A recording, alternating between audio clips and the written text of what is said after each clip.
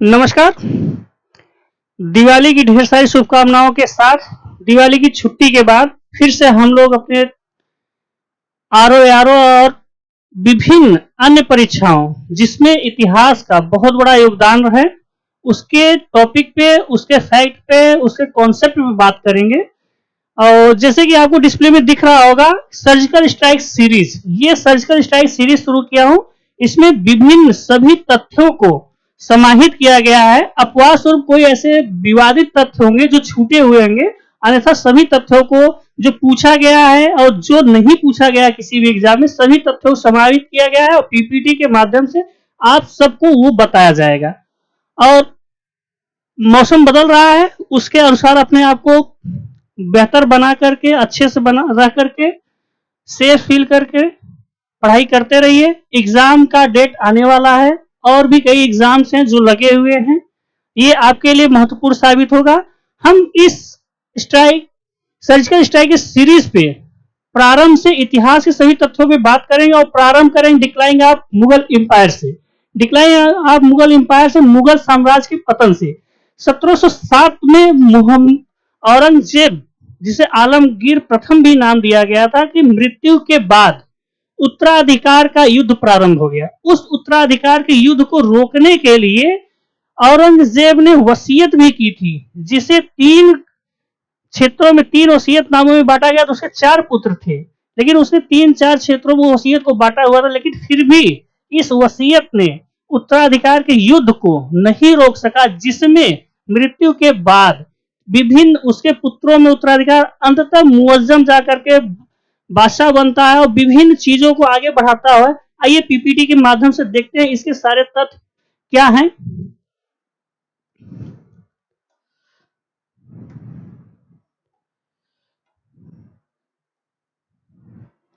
बहादुर शाह प्रथम, इसे शाह आलम भी कहा जाता है,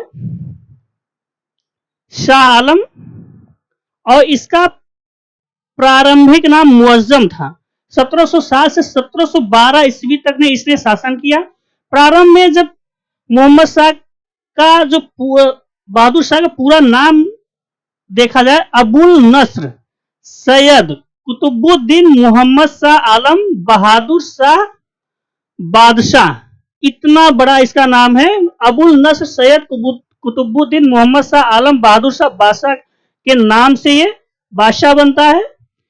इसका जन्म 14 अक्टूबर 1643 बुरहानपुर में हुआ था और इसकी माता नवाब बाई, इसकी माता का नाम नवाब बाई था। सामूगढ़ के युद्ध में, सामूगढ़ के निकट के युद्ध में, जजाऊ का जब युद्ध होता है 18 जून 1707 में, इसमें मुअज्जम ने आजम को पराजित करता है उत्तराधिकार के युद्ध में। इस आजम को पराजित करने के बाद ये आगे बढ़ता है और बीजापुर का युद्ध जो 1709 में होता है, काम बख्श को पराजित करता है। इस युद्ध में काम बख्श को मार दिया जाता है।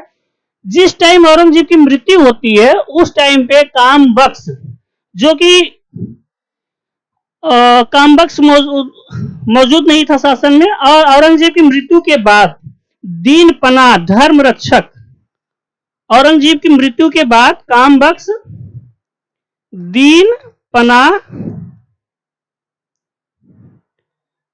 धर्म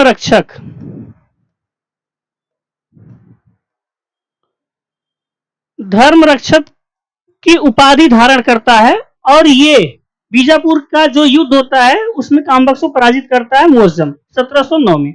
उसके बाद बहादुर शाह सबसे ज्यादा उम्र का बादशाह होने वाला, जिसकी उम्र 65 साल था, मुगल शासन में सबसे बुजुर्ग बादशाह हुआ बहादुर शाह।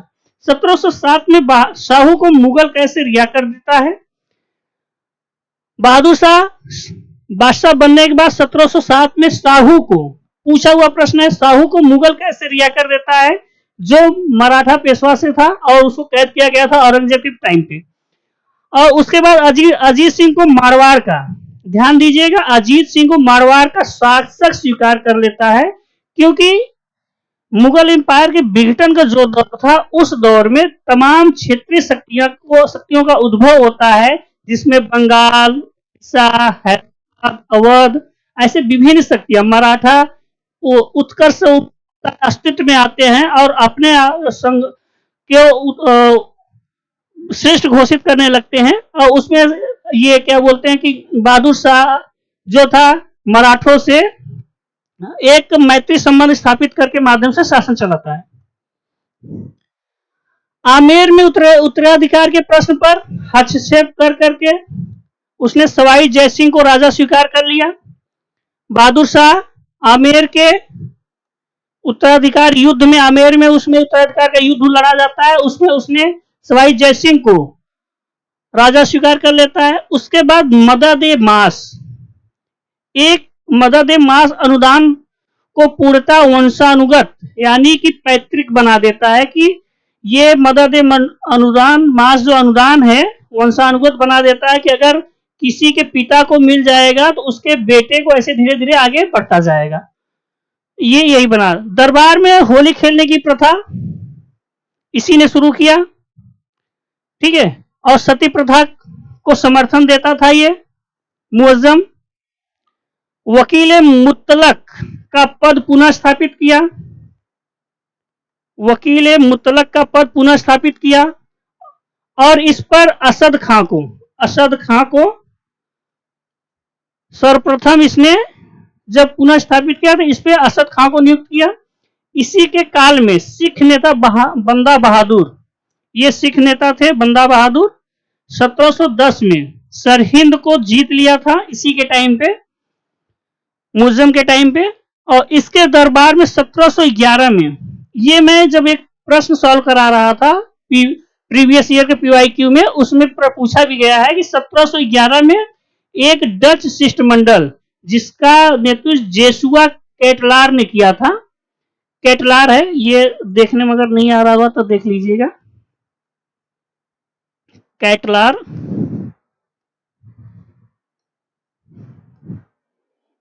यहां देखिएगा,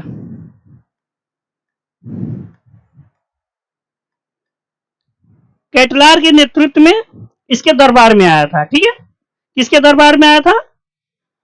बहादुर शाह प्रथम। ये चीज ध्यान दीजिएगा कि बहादुर शाह प्रथम, अभी हम बहादुर शाह द्वितीय की भी बात करेंगे, तो ये बहादुर शाह प्रथम था।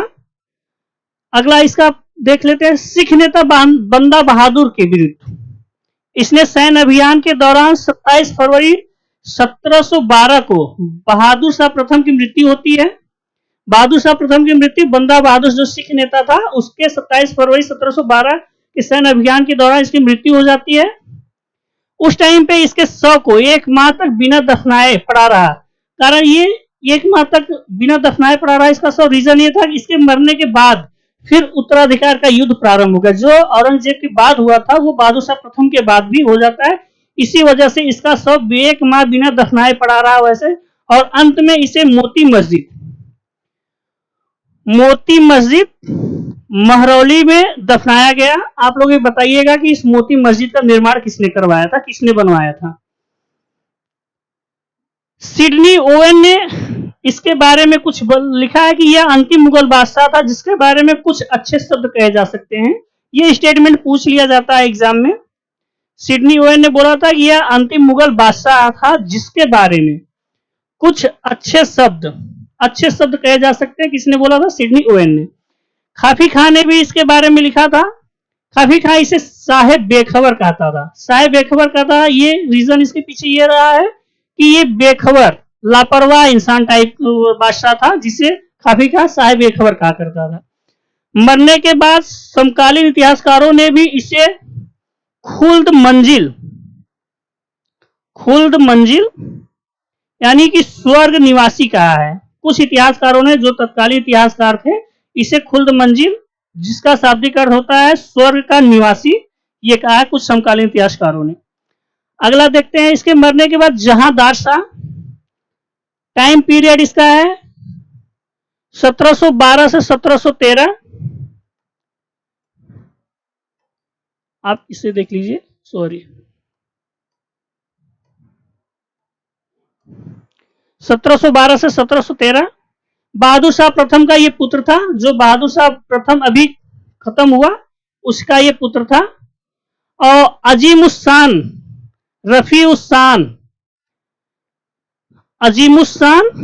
रफी उस शाम तथा जहान शाह की हत्या कर। यह बादशाह बना। रीजन ये है कि ये सब बहादुर शाह प्रथम के पुत्र थे। इनको मारने के बाद जहांदार शाह बादशाह बनता है। ये ईरानी अमीर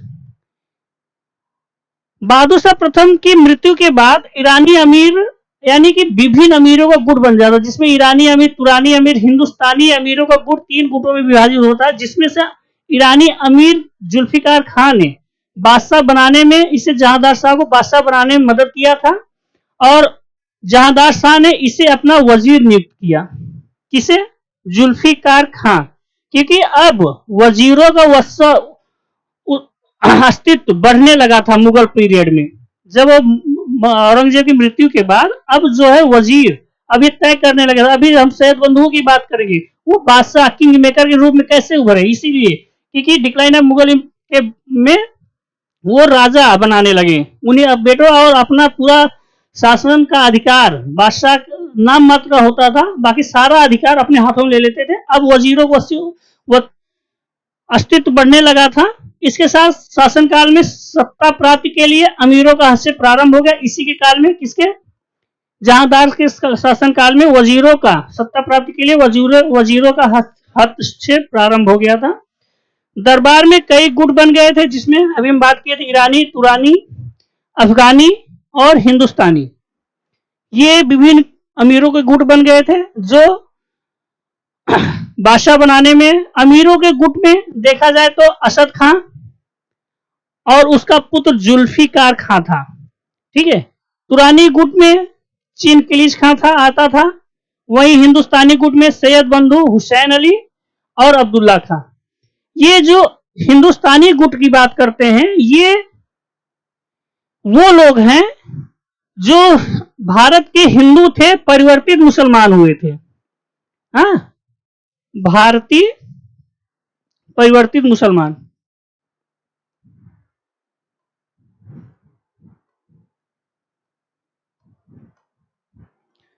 भारतीय हिंदू मुसलमान। ठीक है, ये वो था। उसके बाद जुल्फिकार खान ने भू राजस्व की वसूली, प्रभाव इसका जुल्फिकार खान का बढ़ गया। भू राजस्व की वसूली ठेके पे देने का प्रथा इसी के जहांदार शाह के टाइम पे निकाला, और उसे जिसे इजारी प्रथा, इजारीदारी कहा गया, उसको बढ़ावा दिया।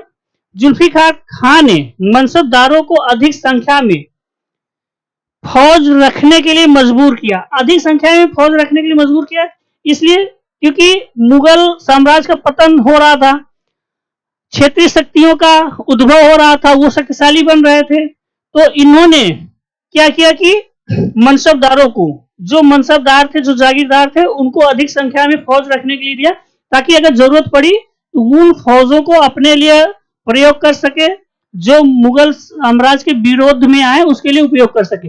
ऐसे अगर हम देखेंगे आधुनिक पीरियड में तो एक सहायक संधि की बात की जाती है। सहायक संधि में भी एक ब्रिटिशों ने ये बोला किया कि जो क्षेत्रीय नवाब थे और जो क्षेत्रीय, उनसे सहायक संधि किया।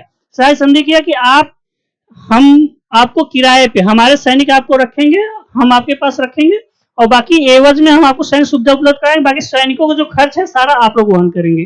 तो एक तरह से वही प्रकार हुआ कि मनसबदारों को अधिक संख्या में फौज रखने के लिए मजबूर किया जुल्फिकार खान ने। जुल्फिकार खान अपने चापलूस, इसका चापलूस था, यानी कि चापलूसी इसके करता था, हजूरी करता। सुभाग चंद को दीवान बनाया था अपने टाइम में, और ये अपने खुद वजीर था, और उसे राजा की उपाधि दी थी। राजा की उपाधि दी थी जुल्फिकार खान किसको? सुभाग चंद्र को दीवान बनाया और राजा की उपाधि दी थी। बादशाह जहांदार शाह ने दक्कन में मराठों को चौथ और सरदेश मुखी की वसूली का अधिकार दिया मुगल अधिकारियों द्वारा। बादशाह जहांदार ने दक्कन में मराठों को सरदेश मुखी और चौथ वसूली करने का अधिकार दिया, लेकिन वो वसूली मुगल अधिकारियों के द्वारा वसूल किया जाएगा। ठीक है। अगला इसमें है औरंगजेब द्वारा 1779 1679 में लगाया गया जजिया कर।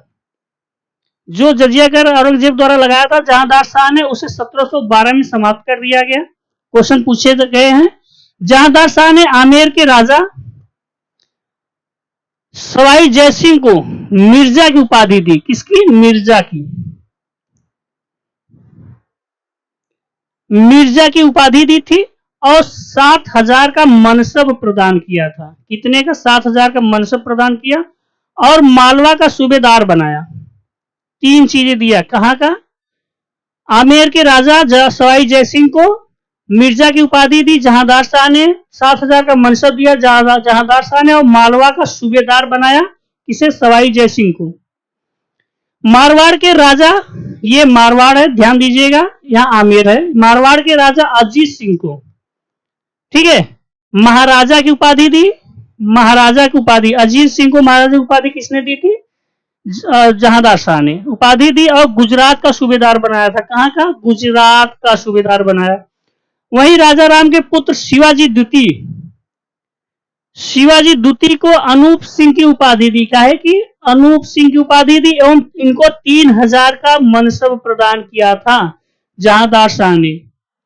जहांदार शाह अत्यधिक भ्रष्ट और चरित्रहीन था ये, और ये लाल कुंवर एक वैसा इसकी थी, रखेल के नाम पे रखेल इसकी थी, और इसका प्रभाव शासन पड़ गया था ज्यादा से ज्यादा।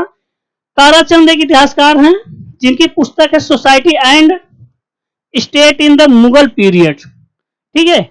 इसमें इन्होंने इसको लंपट मूर्ख, यानी आप लोग को पढ़े हुए हैं सभी लोगों ने कि जहां किसको लंपट मूर्ख कहा गया? जहांदार शाह को। लेकिन ये ताराचंद की जो पुस्तक है society and state in the Mughal period, उसमें ताराचंद ने इसे लंपट मूर्ख बताया है। वहीं काफी खां जो है जहांदार शाह का बताते हैं, जहांदार शाह का समय गायकों और नर्तकों व नाट्य कर्मियों के बीच अनुकूल था। जहांदार का जो समय था, इसके टाइम पे गायकों, नर्तकों और नाट्य कर्मियों का जो टाइम पीरियड रहा उसके लिए अनुकूल माना गया है और बताया है। जहांदार शाह को अजीमुशान के पुत्र फर्रुखसियर ने हिंदुस्तानी अमीर सैयद बंधुओं, जिसमें हुसैन अली अब्दुल्ला खां के द्वारा सहयोग से अपदस्थ कर दिया गया, और फर्रुखसियर शासक बनता है 1713 से 1719, ठीक है। 1713 से 1719 तक का शासन पीरियड फर्रुखसियर का। एक प्रश्न कई पूछे गए हैं, इन उत्तरवर्ती मुगल बादशाहों का टाइम पीरियड के हिसाब से अरेंज करने के लिए आता है या फिर मिलाने के लिए आता है, इसलिए मैंने डेट मेंशन किया। आप लोग इस चीज को बेहतर से ध्यान दीजिएगा, और पीपीटी के माध्यम से इसलिए भी ज्यादा जोर दिया जाए पढ़ाने के लिए कि आपको सारे फैक्ट जो मैं बोल दूंगा उसके साथ साथ इसमें पढ़े हुए हैं, लिखे हुए हैं, आप लोग उसको बार बार देख करके पढ़ सकते हैं और नोट कर सकते हैं फैक्ट को। फर्रुखसियर ने अब्दुल्ला खां को साम्राज्य का वजीर बनाया, यानी कि जब फर्रुखसियर जहांदार शाह को अपदस्थ करके बादशाह बनता है, तो सैयद बंधुओं में जो हुसैन अली थे और अब्दुल्ला खां था, उसमें अब्दुल्ला खां को ये अपना वजीर बनाता है और हुसैन अली को मीर बख्शी, क्या मीर बख्शी मतलब सेनापति बनाता है, ठीक है। उसके बाद अब्दुल्ला खां का वास्तविक नाम जो था हसन अली खां था, ध्यान दीजिएगा, हसन अली खां। ये हुसैन अली है दूसरा भाई जो है, वास्तविक नाम हसन अली खां था और हुसैन अली दूसरा भाई है। बहादुर शाह प्रथम ने इसे अब्दुल्ला खां की उपाधि दी थी। किसने दिया था? बहादुर शाह प्रथम ने इसे अब्दुल्ला खां की उपाधि दी थी। उसके बाद सैयद बंधुओं को इतिहास में राजा बनाने, यानी कि किंग मेकर के नाम से जाना जाता है, ये सभी जानते हैं। ये वही सैयद बंधु हैं जिन्हें किंग मेकर के, इनका अस्तित्व और जो इंपॉर्टेंस है धीरे धीरे अब इनका बढ़ने लगेगा उत्तरवर्ती मुगल सम्राट में, डिक्लाइन है मुगल पीरियड में। सैयद बंधुओं ने कुल 4 बादशाह बनाए थे, जिसमें से फर्रुखसियर से इन्होंने शुरू किया था। उसके बाद रफी उद्दौला और मोहम्मद शाह रंगीला। इसे रंगीला क्यों कहा जाता है इसके बारे में हम आगे पढ़ेंगे, लेकिन अभी इसमें ध्यान देते हैं कि सैयद बंधुओं ने कुल 4 बादशाह बनाए थे, जिसमें से ये विभिन्न नाम है। फर्रुखसियर ने जुल्फिकार खां को फांसी दिला दिया था। जुल्फिकार खां जो अभी जहांदार शाह और बहादुर शाह प्रथम के टाइम पे वजीर और महत्वपूर्ण रोल प्ले कर रहा था, इंपॉर्टेंस रोल था उसका। ठीक है। फर्रुखसियर ने तुरानी गुट जो मध्य एशियाई मूल से संबंधित थे कि एक अमीर चीन किलिच खां को दक्कन के 6 मुगल सूबों को सूबेदारी प्रदान की। दक्कन के 6 मुगल सूबों की सूबेदारी प्रदान की थी। ठीक है। और उसे निजामुल मुल्क, किसे? चीन किलिच खां को निजामुल मुल्क और खान खाना की उपाधि भी प्रदान की थी। ठीक है। किसने? फर्रुखसियर ने। फर्रुखसियर ने बंदा बहादुर को दबाने, उसके विद्रोह को दबाने के लिए अब्दुस समद को लाहौर का गवर्नर नियुक्त किया और अब्दुस समद ने बंदा बहादुर को गुरदासपुर के पंजाब में उसके साथ युद्ध करता है और पकड़ करके 13 जून 1716 को दिल्ली में हाथियों के पैरों तले कुचलवा देता है। किसको? बंदा बहादुर को। बंदा बहादुर को हाथियों के पैरों तले कौन कुचलवा देता है? फर्रुखसियर। किसके माध्यम से? अब्दुस समद के माध्यम से। ठीक है। दिल्ली में। कहां पे? दिल्ली में। ये हो गया। फर्रुखसियर ने मेवाड़ है ये कि शासक अजीत सिंह की पुत्री इंद्र कुंवरी, इनका नाम इंद्र कुमारी नहीं था, इंद्र कुंवरी था नाम इनका, ये चीज याद रखिए, इंद्र कुंवरी था। किसकी पुत्री थी? अजीत सिंह, जिनको अभी जहांदार शाह ने विभिन्न उपाधियां दी थी और गुजरात का वो शासक भी स्वीकार किया था। इंद्र कुंवरी उनकी पुत्री से विवाह कर लेता है फर्रुखसियर। फर्रुखसियर ने अब्दुल्ला खां को विभिन्न उपाधि देता है। देखिए क्या क्या देता है। नवाब कुतुब उल मुल्क, किसको? अब्दुल्ला खां, जो किंग मेकर के नाम जाने जाते हैं। आमीन उद्दौला, सैयद अब्दुल्ला खां बहादुर, जफर जंग, सिपा सालार एवं यार ए वफादार की उपाधि देता है। किसे? अब्दुल्ला खां को। वहीं हुसैन अली को विभिन्न उपाधियां, जिसमें उमादतुल मुल्क, अमीर उल उमरा, बहादुर फिरोज जंग एवं सिपा सालार, इसे भी सिपा सालार की और विभिन्न उपाधियां देता है हुसैन अली को। फर्रुखसियर ने 1713 में जजिया वापस लगा देता है। जजिया कर वापस लगा दिया जाता है, जो अभी हटा दिया गया था औरंगजेब के बाद, उसके जो शासक को हटा दिया गया, और उसके बाद 1717 में इसे समाप्त कर देता है। जजिया कर को अंतिम रूप से मोहम्मद शाह रंगीला ने हटाया था। कब? 1720 में। अंतिम रूप से जजिया कर को 1720 में मोहम्मद शाह रंगीला के द्वारा हटाया जाता है। एक डॉक्टर हैमिल्टन थे जो फर्रुखसियर के असाध्य रोग से जो ग्रसित था, उसका इलाज किया था डॉक्टर हैमिल्टन। ये ब्रिटिशर्स थे। 1717 में इलाज के बाद अंग्रेजों को बिना सीमा शुल्क व्यापार की छूट प्रदान कर दी गई। किसके द्वारा? फर्रुखसियर के द्वारा 1717 में, जब इस डॉक्टर ने फर्रुखसियर को इलाज किया और वो रोगग्रस्त से पीड़ित था, जब वो मुक्त हुआ तो 1717 में अंग्रेजों को सीमा शुल्क व्यापार मुक्त से छूट प्रदान किया। ठीक है।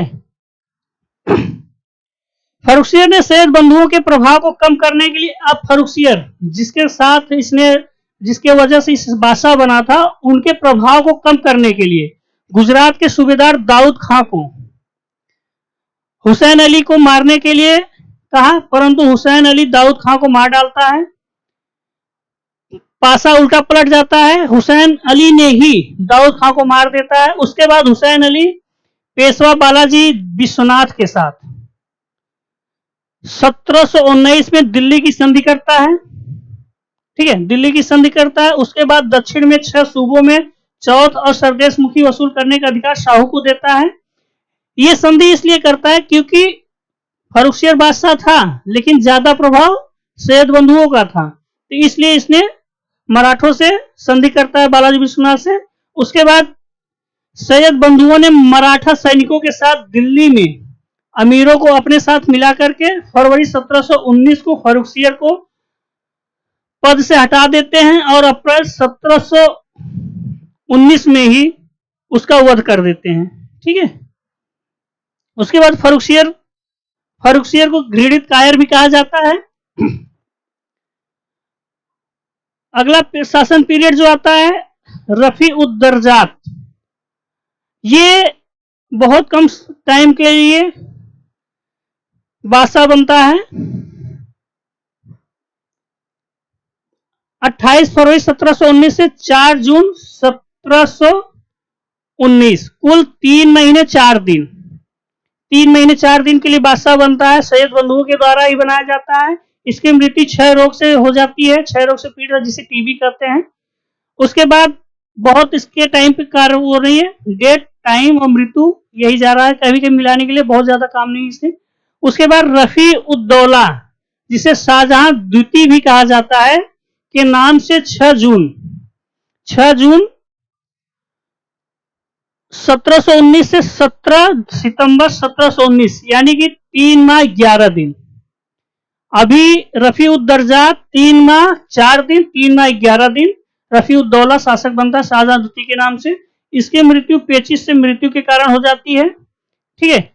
इन दोनों के बाद रफी उद दौला के समय में ही जयसिंह ने अपनी विधवा पुत्री इंद्र कुंवरी, जिसके साथ किसने, फर्रुखसियर ने शादी किया था, उसको मुगल हरम से, हरम का मतलब ये है जहां पर मुगल हरम, ये जहां पे स्त्रियां रहती थी वो हरम कहा जाता था, यहाँ पे महिलाएं रहती थी। ठीक है। वहां से वापस लाता है और पुनः इसको, इंद्र कुंवर को हिंदू धर्म ग्रहण कराया जाता है।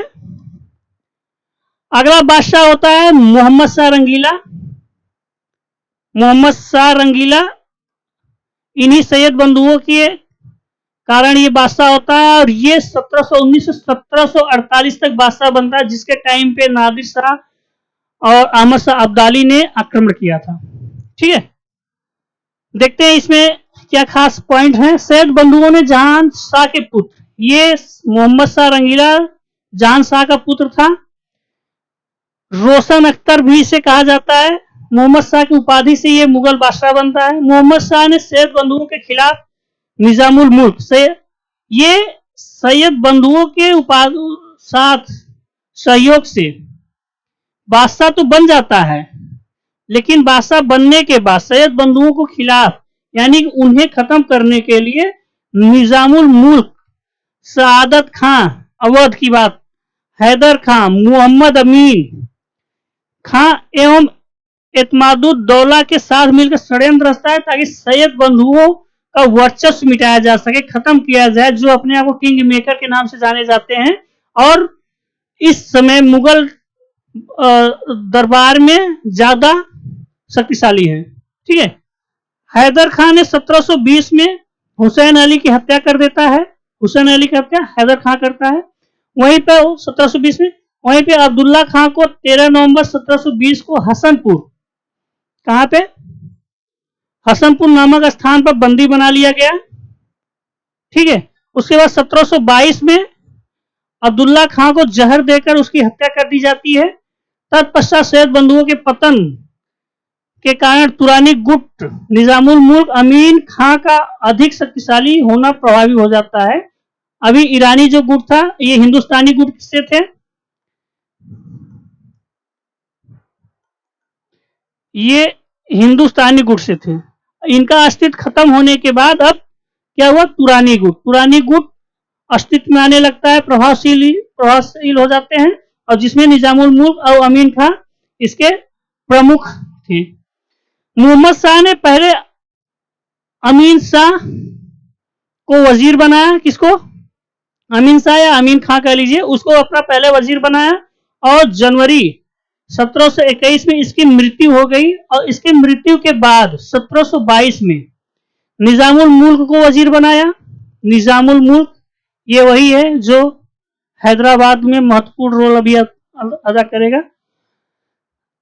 निजामुल मुल्क के वजीर बनने के बाद दरबार में विभिन्न षड्यंत्र होने लगते हैं। उस षड्यंत्र से निजात पाने के लिए निजामुल मुल्क 1724 में ये 1724 में दक्कन आ जाता है, दक्कन जो दक्षिण का भाग है, और वहां आकर के हैदराबाद राज्य जैसे कि निर्माण करने किया।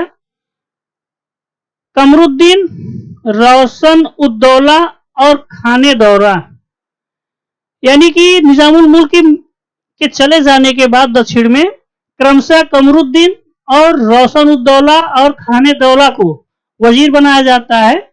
उसके बाद मोहम्मद शाह ने मुबारिज खां को दक्कन का सूबेदार नियुक्त करता है। दक्कन का सूबेदार नियुक्त करता है इसलिए ताकि निजामुल मुल्क को कमजोर किया जाए, उसे दबाया जाए, जो वहां पर अपने शक्तिशाली साबित हो रहा है, शक्ति इकट्ठा कर रहा है, उसको खत्म किया जाए।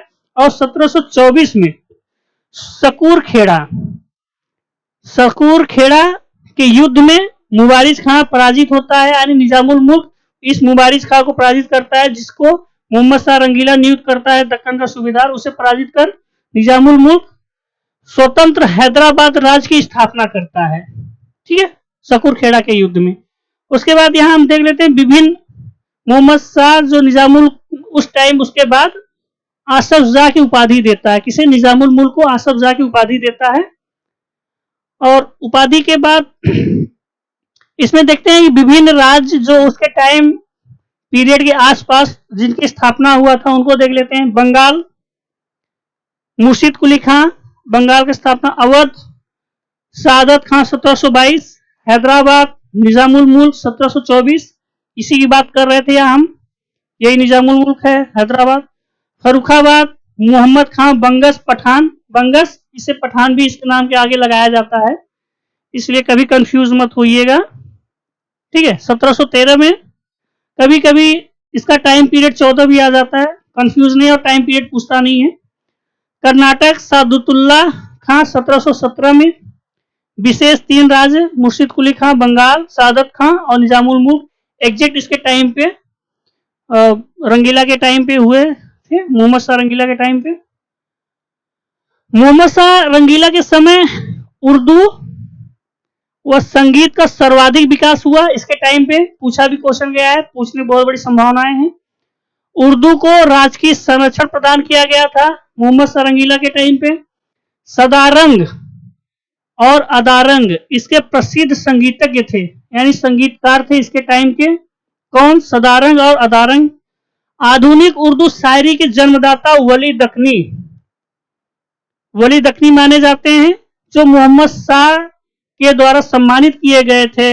और वली दखनी के जो गुरु थे सूफी कवि शाह सादुल्लाह गुलशन, वली दखनी के गुरु शाह सादुल्लाह गुलशन थे, ठीक है। वली दखनी दीवान नामक संग्रह से रचना किया था, उसकी रचना वली दखनी के दीवान नामक संग्रह से है।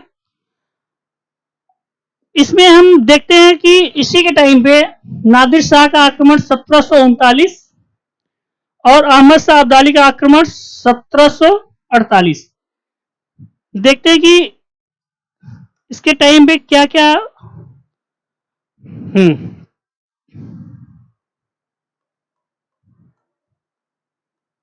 नादिर शाह 1739, मोहम्मद शाह रंगीला के टाइम पे इसकी मृत्यु होती है, सॉरी आक्रमण होता है, मृत्यु बोल दिया मैंने, ठीक है। इसे ईरान का नेपोलियन कहा जाता था, ठीक है।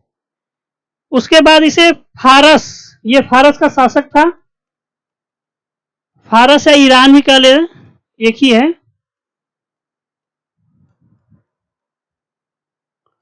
ये शासक था, ठीक है। यहां से शुरू करते हैं। 1 जून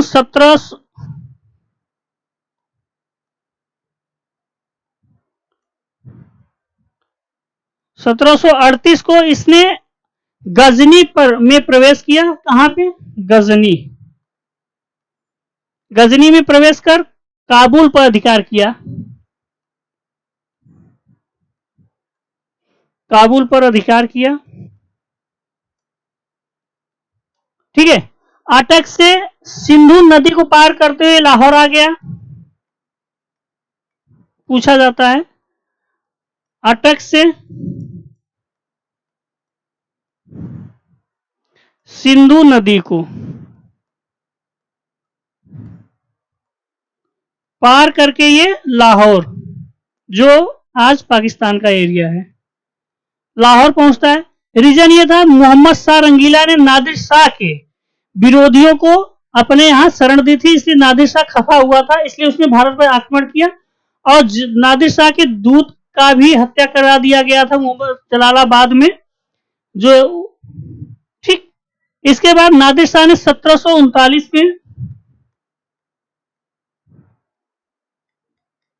1739 में भारत पर पूर्णतः आक्रमण किया है, जो लगभग अंत में 13 फरवरी 1739 करनाल के युद्ध में मुगल सेना को पराजित करता है।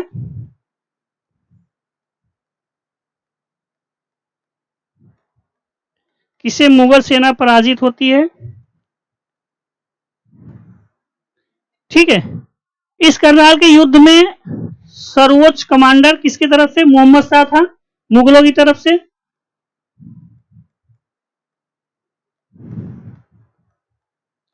सर्वोच्च कमांडर कौन था, मोहम्मद शाह ही था, ठीक है, मोहम्मद शाह था। मीर बख्शी कौन था, खान दौरा।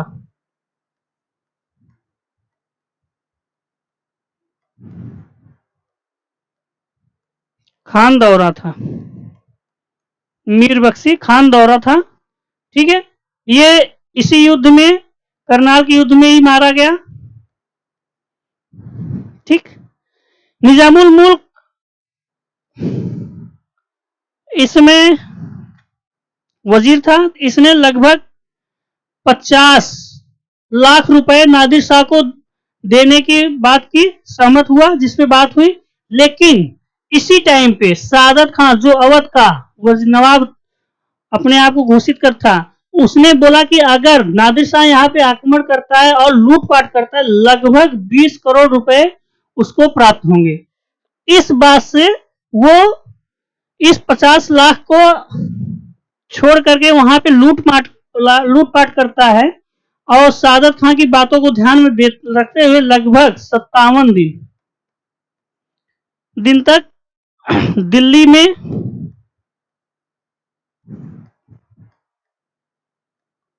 लूटपाट किया, ठीक है। इसने लूटपाट किया और भयंकर कत्लेआम किया दिल्ली में।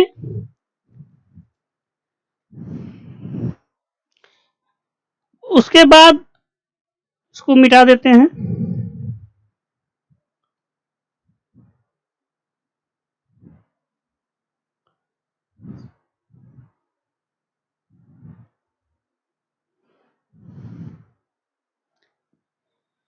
बीस मार्च 1739 को, ठीक है, आक्रमण, इसका विरोध प्रबल हो जाता है और दिल्ली को एकदम मृतकों के टीला के रूप में तब्दील करने लगता है। उस दौरान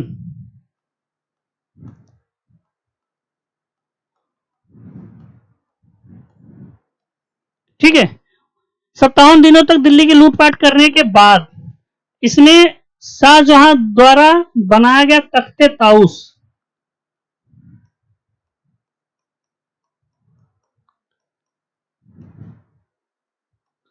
तख्ते ताउस, ठीक है, कोहिनूर हीरा,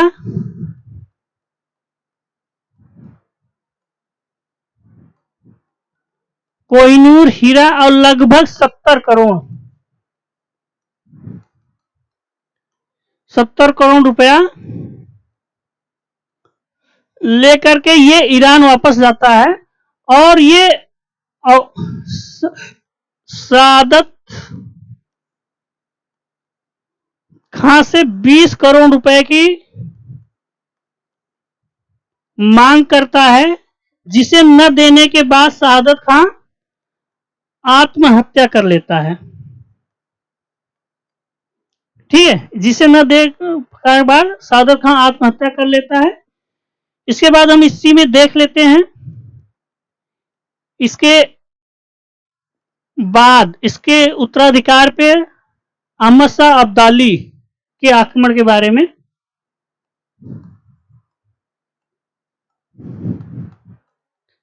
अहमद शाह अब्दाली 1748, ये वो टाइम पीरियड रहा है जो मोहम्मद शाह रंगीला का अंतिम टाइम पीरियड रहा है। ये नादिर शाह का बेटा रहा है। नादिर शाह ने इसके बारे में कहा है, नादिर शाह ने इसके बारे में कहा कि मैंने अब्दाली जैसे चरित्र का व्यक्ति सारे ईरान, तुरान और हिंदुस्तान में नहीं देखा है। मैंने अब्दाली जैसा चरित्र और व्यक्तित्व पूरे सारे ईरान, तुरान और हिंदुस्तान में नहीं देखा। ये बहुत आगे तक जाएगा। ये स्टेटमेंट आप लोग यहीं से नोट कर लीजिए, नोट करना होगा। उसके बाद सरहिंद के पास मच्छीवाड़ा,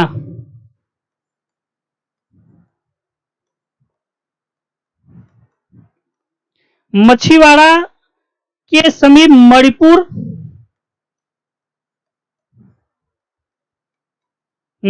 है। ये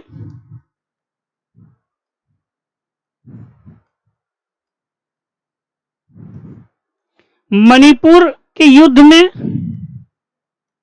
मणिपुर युद्ध 1748 में शहजादा अहमद शाह से पराजित हुआ। कौन? ये इसके पास युद्ध कर लिया था, लेकिन शहजादा अहमद शाह जो अगला मुगल सम्राट होता है,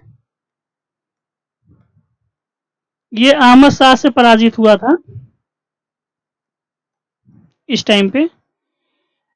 इसे अहमद शाह अब्दाली को दुर्रे दुर्रानी कहा जाता है, जिसका अर्थ होता है युग का मोती।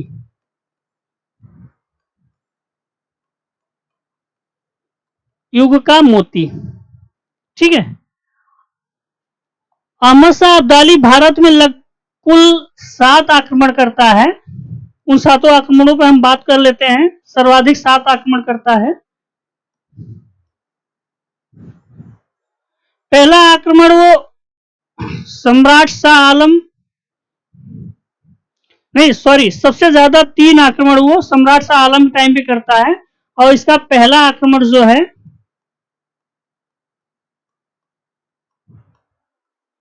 पहला आक्रमण 1748,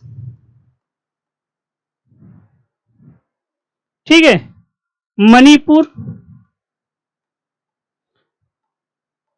पंजाब। ठीक है। दूसरा आक्रमण 1749, पंजाब पे ही। तीसरा आक्रमण की बात करते हैं हम। तीसरा आक्रमण 1752, 1752 पंजाब पर ही था। ये मैक्सिमम इसने पंजाब के टाइम पे ही आक्रमण किया, लेकिन रुक रुक के आक्रमण किया। चौथा आक्रमण इसका जो रहा है 1756, 57, इस टाइम पे 1757 में प्लासी का युद्ध चल रहा होता है ना। कहां पे? मथुरा, वृंदावन, आगरा। इसने यहां पे आक्रमण किया था। और यहां से लौटते वक्त जब रिटर्न हो रहा था, तो आलमगीर द्वितीय जो 1754 से 59 तक था, को इसने सम्राट स्वीकार किया था। और इमादुल मुल्क को वजीर,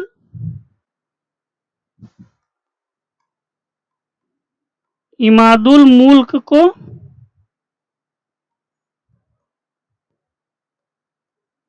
वजीर, ठीक है, और नजीबुद्दौला को मीर बख्शी। किसे? नजीबुद्दौला को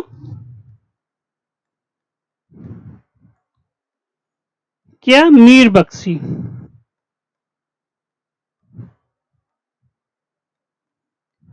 मीर बख्शी नियुक्त करता है। ठीक, इसका 5वां आक्रमण देख लेते हैं।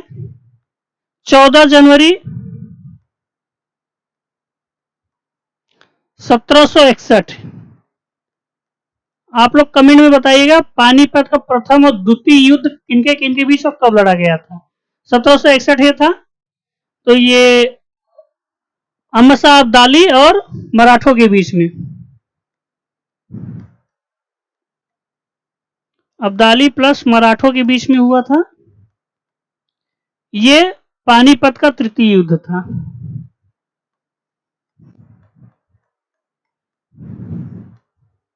ठीक है।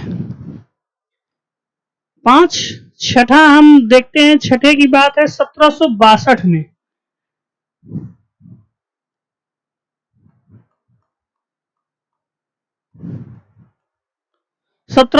में पंजाब के सिखों के विरुद्ध हुआ था।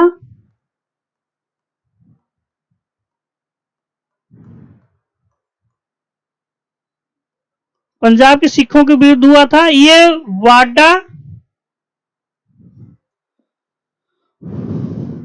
वाल्डा और घलुघार करा, इसे छोड़ दीजिए, कोई इंपॉर्टेंट नहीं है वो। 7वां युद्ध 1767।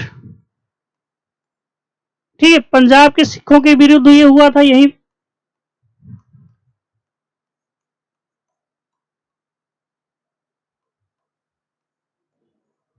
ये 7 युद्ध हुए थे। अब्दाली के आक्रमण के बाद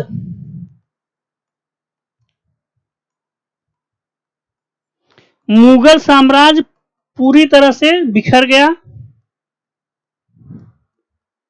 जो कुछ थोड़ा बहुत बाकी था वो पूरी तरह से बिखर गया, दुर्बल हो गया। और इसी के बाद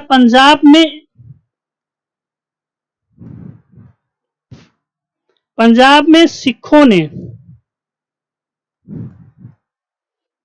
अपनी शक्ति बढ़ानी प्रारंभ कर दी।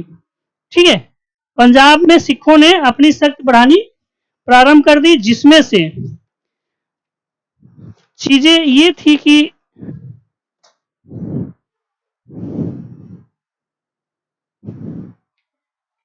इसका अस्तित्व समाप्त होने लगा।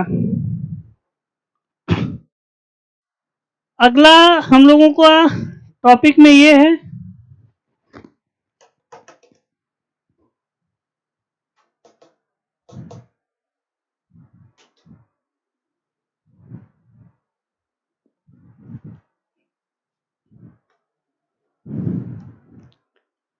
अहमद शाह। अहमद शाह की बात कर लेते हैं। 1748 से 1754 इसका टाइम पीरियड रहा है। और ये मोहम्मद शाह रंगीला का पुत्र था। जो अहमद शाह था ये शासक बना, सम्राट बना। इसने अवध के सूबेदार सफदरजंग को अपना वजीर बनाया था। अवध के सूबेदार सफदरजंग को अपना वजीर बनाया किसने? अहमद शाह। इसके टाइम पे राजमाता उधम बाई का प्रशासन में बहुत ज्यादा हस्तक्षेप रहा था और उनको किबला-ए आलम की उपाधि प्रदान की गई थी। किबला-ए आलम की उपाधि राजमाता उधम बाई को प्रदान किया गया था। इसी अहमद शाह के टाइम पीरियड में, इसके समय में एक हिजड़े जावेद खान का भी प्रशासन पे पकड़ था, मजबूत था, अत्यधिक प्रभाव था। और मराठा सरदार मल्हार राव के सहयोग से इसने इमादुल मुल्क, अभी हम लोग बात की इमादुल मुल्क जिसका नाम इमानुल मुल्क था, ने सफदरजंग को अबदस कर खुद वजीर बन गया। मल्हार राव के इमादुल मुल्क जिसका नाम इमानुल मुल्क था, इसने मराठा सरदार मल्हार राव के सहयोग से सफदरजंग को अबदस्त करके, सफदरजंग जो अभी वजीर था अहमद शाह ने बनाया था, उसको अबदस्त करके खुद वजीर बन गया। और इसका वास्तविक नाम इमादुल मुल्क का गाजीउद्दीन निजामुल मुल्क, इसका वास्तविक नाम था गाजीउद्दीन निजामुल मुल्क। और इसने सेना का वेतन चुकाने के लिए, किसने, अहमद शाह के टाइम पे इतनी मुगल साम्राज्य की स्थिति खराब हो गई थी, इकोनॉमिक कंडीशन, अर्थव्यवस्था, कि सेनाओं का वेतन देने के लिए इसने अपने राजशाही बर्तन भी बेच दिए थे। सोचिएगा, ये स्थिति आ गई थी मुगल साम्राज्य, जो मुगल साम्राज्य एक टाइम पे आलमगीर द्वितीय, टाइम पीरियड 1754 से 59। जून 1754 को इसने वजीर इमादुल मुल्क मराठों के सहयोग से अहमद शाह को अपदस्थ कर दिया था। किसने? इमादुल मुल्क ने मराठों के सहयोग से अहमद शाह को अपदस्थ करके आलमगीर द्वितीय को शासक बनाया। बंद कर।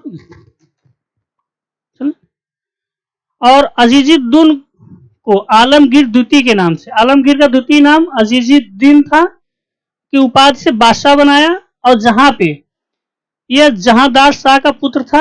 आलमगीर द्वितीय कौन था? जहांदार शाह का पुत्र था। ये बताइएगा कि आलमगीर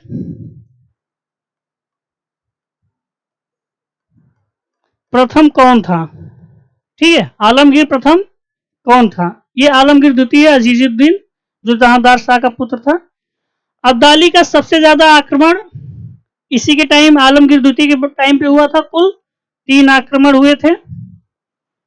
ठीक है, आलमगीर द्वितीय डुप्ले को नवाब खां की उपाधि प्रदान की थी। किसे? डुप्ले ये फ्रांसीसी गवर्नर था।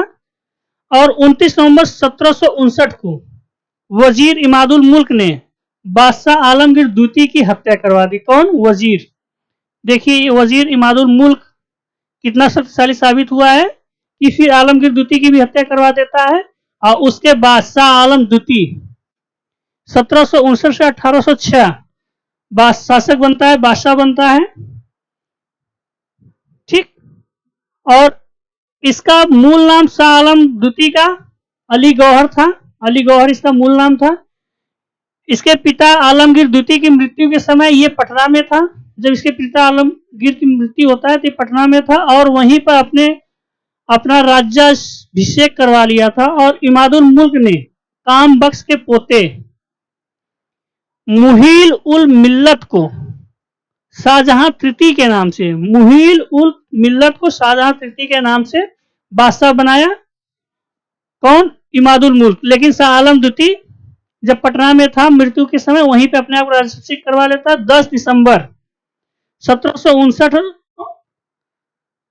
और 10 अक्टूबर 1760 तक मुहील उल मिल्लत बादशाह बना रहा। लेकिन 1761 और 1770 तक मीर बख्शी नजीबुद्दौला के हाथों में दिल्ली की बागडोर थी, उसने संभाल रखा था।